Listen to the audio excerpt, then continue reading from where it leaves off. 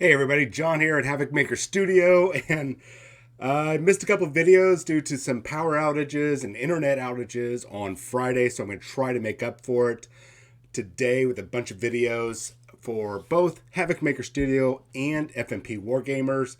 As a former member, or actually current member, a longtime member of FMP Wargamers, I've used to do the news over there, and I started doing a Havoc Maker Studio, and then meeting with the original creators of FMP Wargamers decided let's combine it together and that way we can both benefit. So at the beginning, I want to go ahead and start by saying hit that subscribe button. And depending on which channel you are, head over to the other one and hit that subscribe button because we're working jointly together. One's my studio, one is FMP Wargamer Studio. I am a part of both of them. So please help me out with that. Help grow both of our channels. So let's get into some interesting, juicy news.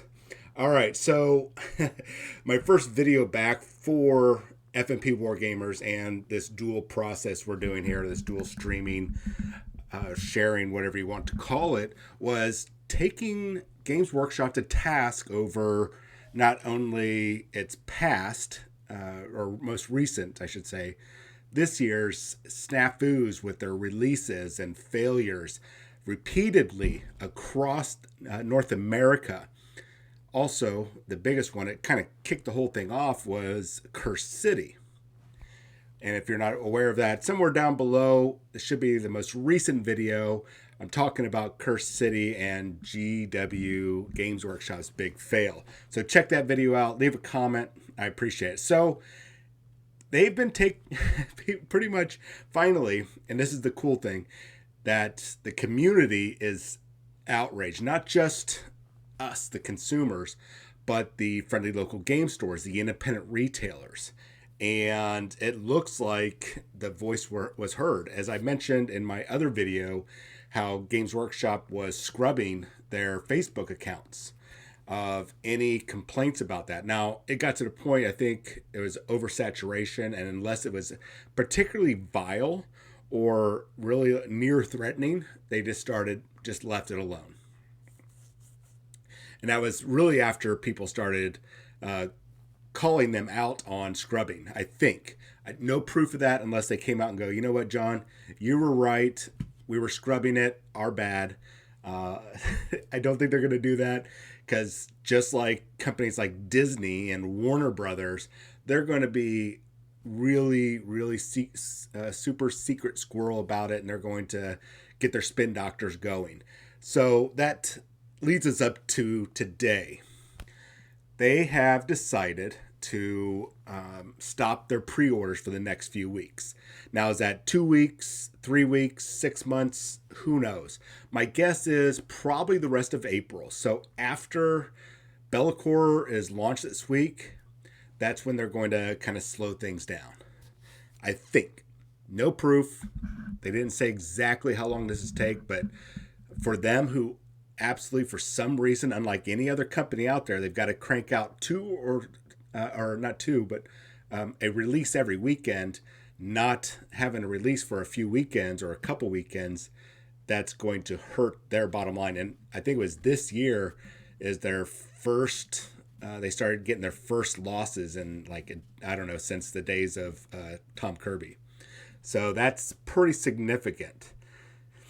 So let's talk about what happened. Because of all the complaints, Games Workshop's not going to admit it. So everybody that's out there right now blaming the neckbeards or the anti-Games Workshop people. I'm not even sure what the terminology is.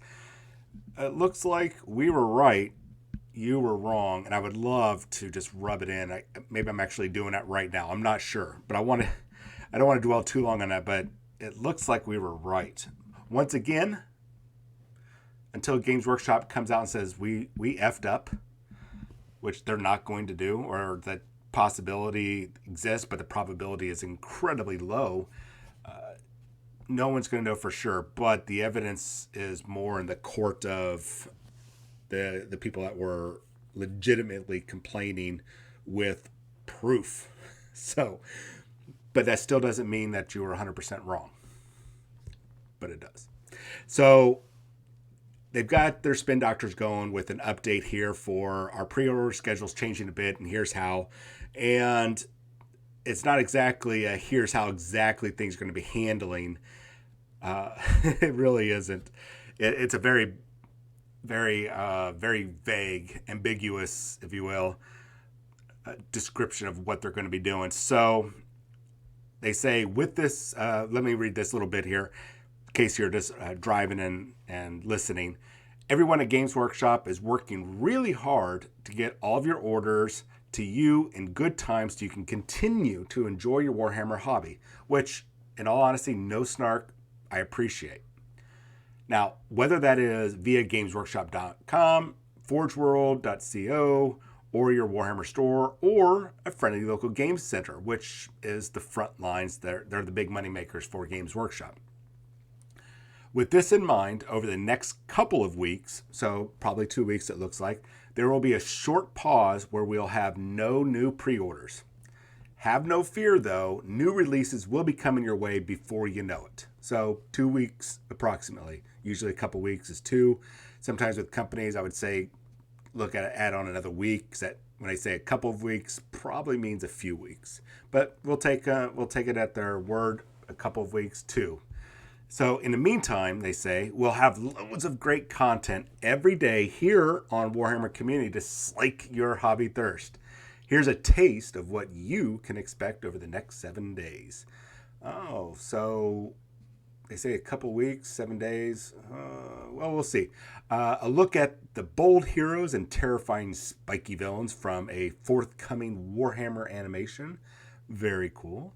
Big model reveals for Warhammer 40,000 and Warhammer Age of Sigmar. That's awesome. I think we have a preview show coming up soon anyways, and I think that's probably what they're talking about. And expert advice on dominating the mortal realms with Elf or Aleph, I'm not sure how you say that, armies in the Metawatch. So Age of Sigmar players, look forward to that. Probably Lumineth Realm Lords are going to get something big in it. There is some hints that there was something going on with the Dark Elves in Age of Sigmar. Don't quote, well, I guess you can quote me on that. It's a rumor, and I'm trying to dig into one of my sources, but like I said before in my last video, a lot of my sources are dried up because Games Workshop has really cracked down on how those releases, and unless you're a big site like, I don't know, Spiky Bits, for example, and you got your hands in the Games Workshop pocket back and forth, which is not a bad thing. Let me say that right now. Kudos to them for their hustle on making that happen. But unless you are knee deep in their pockets or even just a little bit of a hand in there, no information is being leaked. So those sites become unofficial, official leak sources. Where sites like myself, FMP Wargamers, Havoc Maker Studio, we have to rely upon our own networking and reaching out to people and confirming sources, confirming rumors. And I mean, I get it wrong. I think about 15-20% of the time. The rest of the time is pretty gosh darn accurate.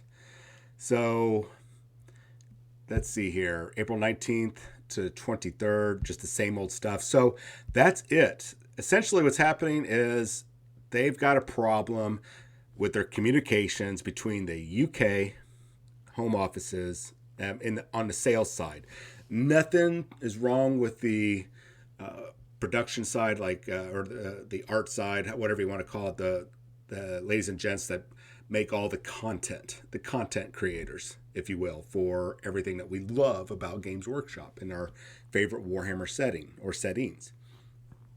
It comes from the supply and demand, basically, the logistics part of Games Workshop. And that's where the disconnect is. They're not making enough stuff. They're not shipping it on time. They're not communicating when they don't ship something. There are lots of miscommunication on how many are available. The works. Basically, it's a hot mess. And the senior leadership in both the UK and North America sales need to get their act together. Now, that's not saying that the individual sales reps are not responsible. Sometimes they're human. Sometimes they're going to make a mistake, but I don't hold them responsible for the messes that we've been seeing. Largely, those messes are coming from Games Workshop leadership, and yeah, we could see that big 2000, I think it was 2013. Kirby came in right. This was, I think, right before he had retired, and just nixed North America, most of North America's sales team or their upper management, which was good because they were doing a bad job. I'm not going to get into how I know. Well, you guys know how I know because I worked for him during that time. So I can do a totally another show for this. So as critical as I am of Games Workshop and how frustrated I am repeatedly, I appreciate this apology, not apology, that they've given out here. And that the fact that they are going to correct it, or at least attempt. Let's say attempt to correct it. I'm really hoping that it's not going to be a oorah, sis boomba, cheer session. Let's do our best. You know, you all are super valuable. No, I need them. I think we all need them. I think their investors need them to go push off all the flowery words and motivation and say, hey, XYZ needs to happen, and this is how you're going to do it. Moving forward, this is the step-by-step process. That gets done first. You need to get that done first. And then you let the spin doctors come in and go, all right, ladies and gentlemen, when your customers, your retailers or the local customers come out to you and they're very upset, this is what you'll say. And then you can have that. You can have that flowery legal speak or shop speak to make sure everything's so positive and Disney fresh. But just have that logistics side nailed down so you can do a better job. That's all we're asking. So that's it for this very quick update. And I'm very happy that Games Workshop at least announced, unannounced, not announced, half-assed announced, however you want to look at it this way. This is awesome.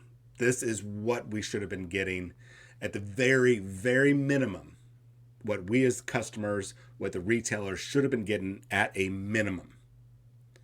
So as long as they do stuff like this when it happens, cool.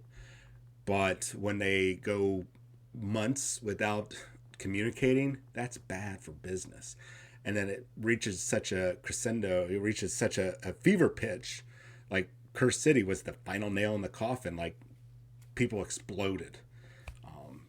From 160 to 16 to 8 to 4 copies, whatever. It was just madness, absolute madness. And then lying about it being part of the permanent line, both verbally and digitally, and then turning around and saying, no, it's not part of the permanent line. This is insane. They still owe us an answer for that.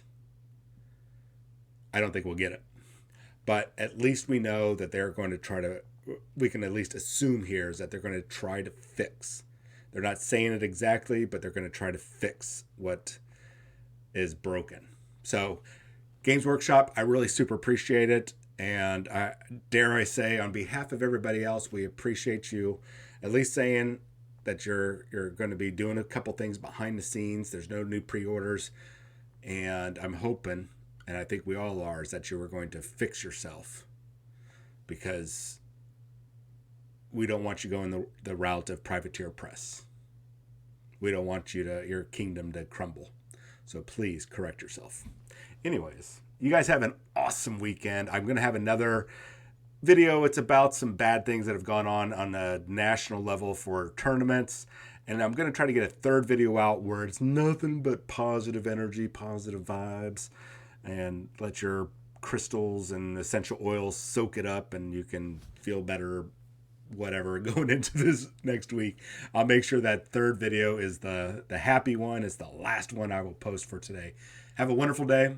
I'll talk to you later. Make sure you hit that subscribe button on FMP Wargamers and jump over the links somewhere down below in the description. Head over to Havoc Maker Studio and make sure you hit a subscribe there. You guys have a wonderful day. Once again, I'll talk to you later.